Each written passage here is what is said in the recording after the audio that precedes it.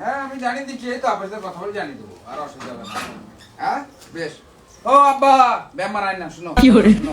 বিয়ের কথা আছে আব্বা, আর ঘটক বলে দিচ্ছে তোমার বাপ যেতে আসে তোর বাপ যেন কথা না বলে, এরকম চুপ থাকবি।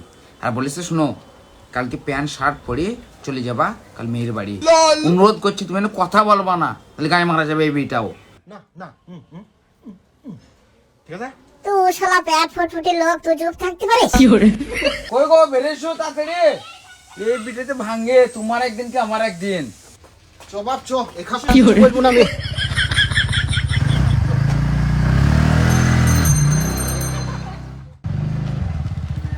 আব্বা এই ভাইটা গো, বাড়ি তো বাপ খুব ভালো, তো চলো ভিতরে যাই, কিন্তু আমাকে তো ঠান্ডা লাগছে কেন রে বাপ? কেন গো সবই তো ঠিকঠাক আছে, ঠান্ডা গান লাগবে। চল নামো আগে, চলো তাকে। চলো। আব্বা দাঁড়াবো, তুই শুট পিছনে রয়েছি গো।